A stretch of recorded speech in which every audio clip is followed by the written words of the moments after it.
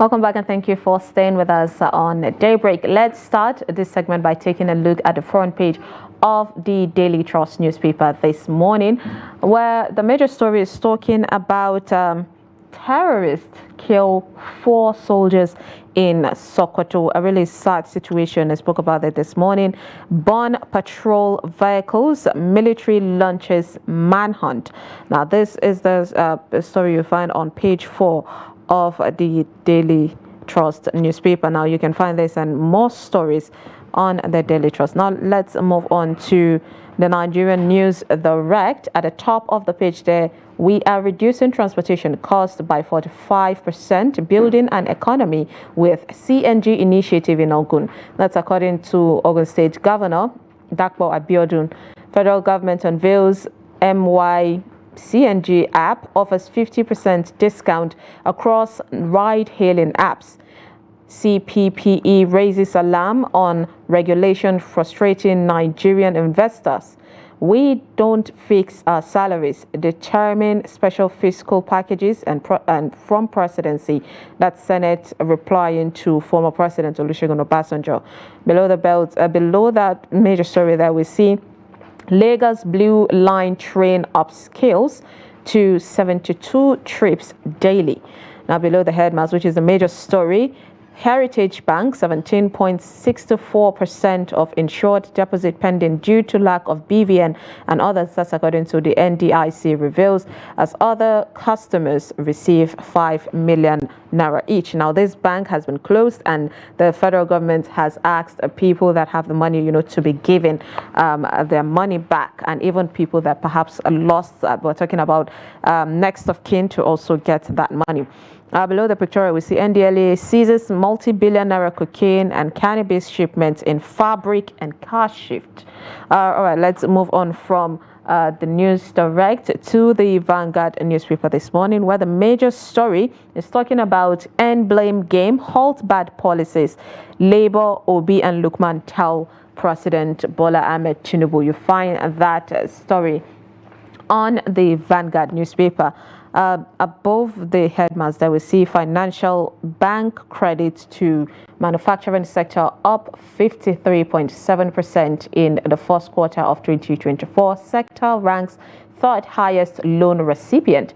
Barbican Capital sues the First Bank over alleged wrong shareholder data. Below the major story, we see show of shame, 9 billion naira wasted. That's for the Paris Olympic that was spent on sport, 88 athletes and no medal. We see monkeypox, federal government directs travelers to Nigeria to fill health declaration form. 10 die in Abia truck accident, 25 missing in Sokoto boat mishap. Senate to Obasanjo, your claims that we fix our salaries, allowances uncharitable. Now, these are some of the stories that you would find on the Vanguard newspaper. Now, let's quickly dive into this with our in-house, reviewer, Mr. Daniel Mensah. Good morning. Good morning. Yes. All right. So let's talk about this situation that happened in Sokoto. Earlier, I talked about a lot of things, and the boat mishap escaped my mind. But yeah, we've seen recurrent of events happening when it comes to boat mishap, and there seem to be always promises of the waterways will be safe and all of that, but it's still not done. So I want to hear your take on that one, and also there's terrorists that kill 4 soldiers in Sokoto, burn their patrol vehicles. Well, the boat mishap, I think is something that we keep on playing lip service, because every year a budget is made on how we can keep our rivers safe and make them economically, but nothing is being done. So we don't really know the waterways. Every time they will have a meeting, and then they will say, okay, we are going to do this, and nothing is being done. So we will continue to bear that. It just brings us back to what the former president said, where he said the character commission do not even have, the character in place on what to charge you. And the Ajakuta still also have the same situation. People are saying we have this still, and people have been paid for it, but still not doing their job. So now the waterways are also facing that sort of, concerns.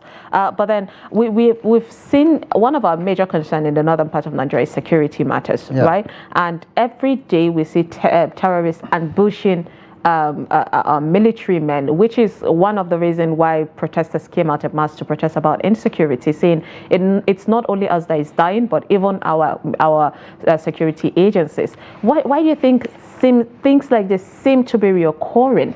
Very simple. One, because our government have not taken any decisive action. And then secondly, because you find out that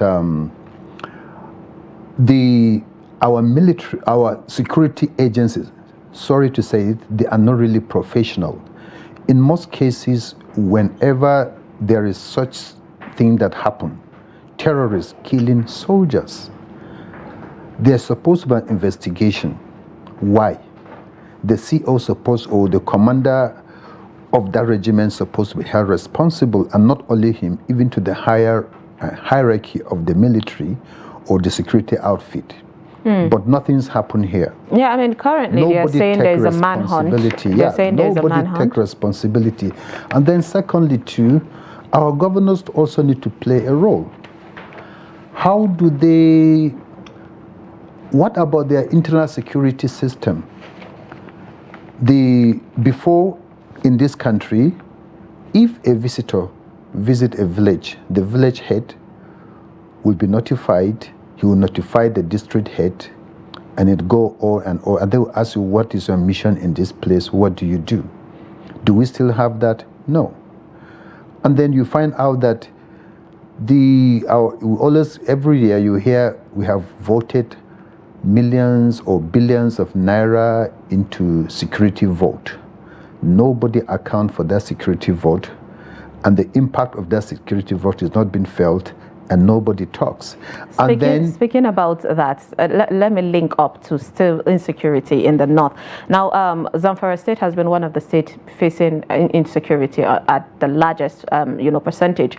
And we've seen Zamfara police and even the governor come out to point fingers at particular people, saying they're part of this clan or cabals, like they call them. So police fingers ex-Zamfara security outfit boss in death of renowned Zamfara politician. Now, this security is a retired Colonel Rabiu Garba Endoto rather, and he was allegedly a suspect involved in the killing of late Alhaji Magaji Lawal Entodo from the same community. So why do you think, we already know for a fact that we have people amongst us sabotaging and killing us for their own pockets, but why do you think that even with everyday names are being called, there are a lot of names that are not being called and people are not held accountable for this act? Maybe for two reasons. One, maybe those who have been called or been accused,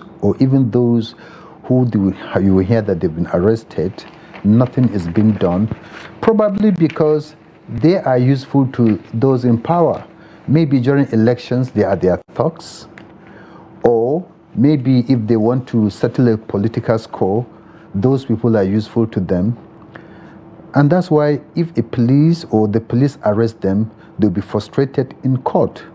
And then secondly, you find out that apart from that, you see that the government themselves, they are not really serious, because if a case is taken, or somebody have been accused, you never hear anything. Apart from the ceremonial arrest, you don't know what happened next.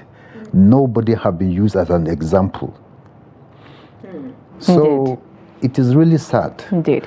That is why you find out that farmers cannot go to farms, not that they don't know them. Even when they know them and you report to the police, tomorrow your really family is at risk, because you are not sure whether the next moment maybe the man know the man at the top.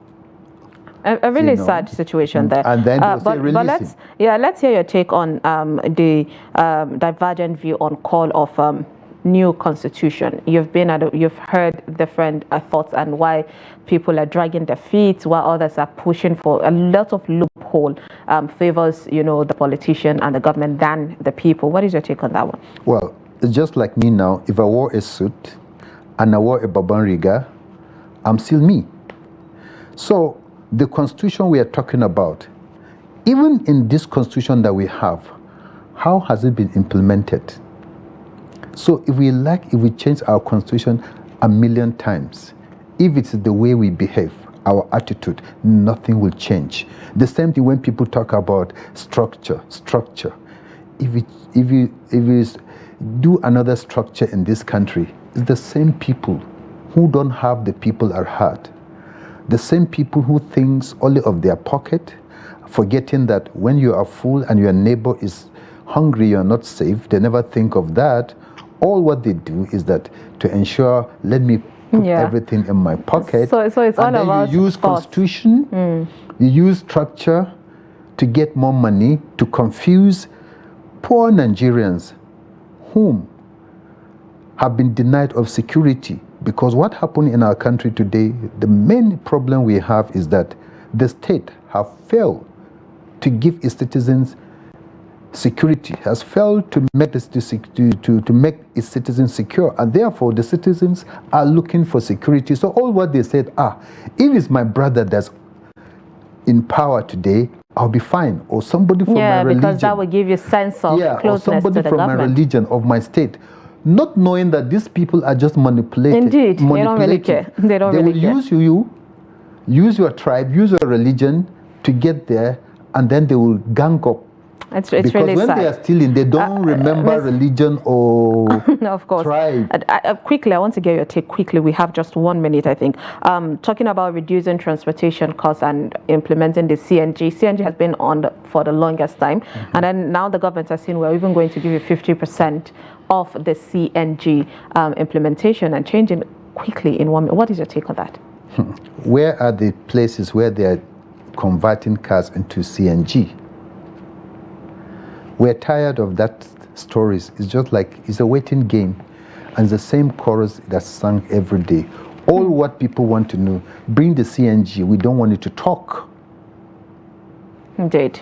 We don't want the talk, we want the action. Talking about reorientation, our own thought is all that matters. Thank you so much, Mr. Daniel Mensah, for joining us to dissect this topic today. Thank you too. All right. And with that, viewers, we have come to the end of today's Daybreak. Appreciate you for staying with us through 2 hours of amazingness. We brought, I'm sure, enlightenment and information for Nigerians to dissect. Do not forget, I'm leaving you with a message of read more in order for you to know what and the right questions to ask. Appreciate you. Please do stick around. Top of the hour, Emmanuel Fashimi would bring you 360 Sport and give you more details on, our disappointment with what is happening on the Olympics. I am Sumaya Abubakar. Thank you so much for joining us. Do have a lovely Monday.